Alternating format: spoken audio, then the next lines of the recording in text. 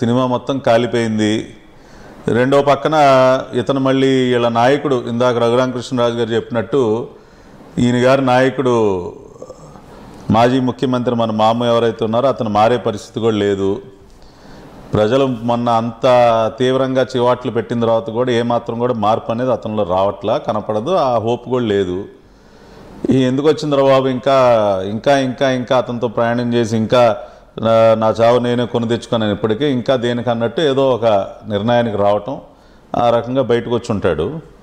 ఏదో బయటకన్నా పడితే ఏదన్నా కొద్దిగా అన్నా రేపు జరగబోయేటటువంటి శాస్తిలో ఏమన్నా కొద్దిగా అన్నా ఉపశమనం దక్కుతుందా, లేదంటే అతని నుంచి దూరం అయిపోయి రేపు ఆయన పైన ఉన్నటువంటి కేసుల్లో కోర్టులో అప్రూవర్గా మారితే ఏమన్నా కొంతకన్నా నాకు ఏమన్నా ఉపశమనం కలుగుతుందా, ఇటువంటి రకరకాల ఆలోచనలు ఉంటాయి.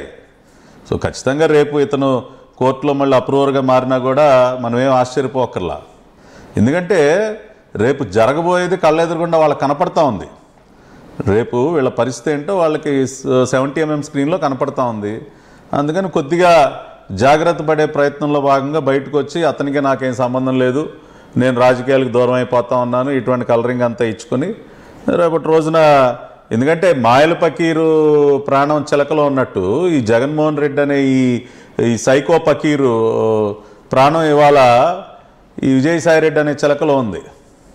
కాబట్టి రేపు జరగబోయేటటువంటి పరిణామాలు కూడా ఇంకా ఉంటాయి. ఇది జస్ట్ బిగినింగ్ మాత్రమే. రేపు ఇంకా ఇంకా కూడా సినిమా చాలా step by step part 1 part 2 ఇంకా చాలా ఉంటాయి. రేపటి రోజున జగన్మోహన్ రెడ్డి పరిస్థితి ఇంకా ఎంత దారుణంగా మారిపోతా ఉందో. ఇప్పుడు ఈ చిలక బయటకు వచ్చింది కాబట్టి పంజరంలో నుంచి ఈ చిలక వెళ్ళి ఎక్కడ వాలి ఏమి చిలక పలుకులు పలుకుతుందో, సుప్రీంకోర్టు మీద వాలి పలుకుతుందా, అసలు పంజరంలో చిలక నిజాలు చెప్పుద్దంటారు వెళ్ళి. అంటే అసలు పంజరంలో చిలక అంటే మరి అదే ఎట్కారం అంటే తెలియనట్టు మీరు. మాకు తెలియదండి, మీరేమన్నారు నాకైతే.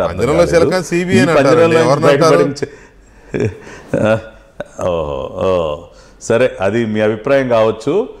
కాకపోతే ఏది ఏమైనా ఈ పంజరంలో నుంచి బయటకు వచ్చి జగన్మోహన్ రెడ్డి తాడేపల్లి పంజరంలో నుంచి బయటకు వచ్చినటువంటి చిలక రేపు ఎక్కడ వాలి ఏమి చిలక పలుకులు పలుకుతుందో అది కూడా చూద్దాం.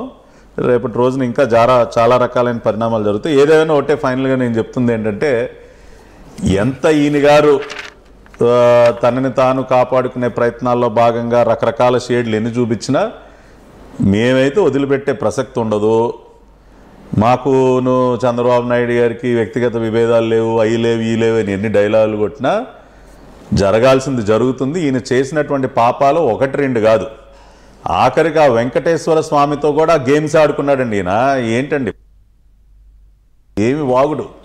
స్వామివారు ఏమైనా వదిలిపెడతారా? స్వామివారుతో ఆయనతో ఈ రకంగా ఆటలాడుకుంటే ఇదిగో ఇట్లాగే ఉంటాయి పరిణామాలు. శంకరగిరి మాన్యాలు పట్టిపోతారన్నట్టు వాళ్ళు ఇప్పుడు ఆ రోజున తిరుమల కేంద్రంగా కూడా వీళ్ళు రాజకీయం చేశారు కాబట్టి వాళ్ళు ఇటువంటి అధోగతి పాలవుతా ఉన్నారు ఒక్కొక్కరు కూడా. కాబట్టి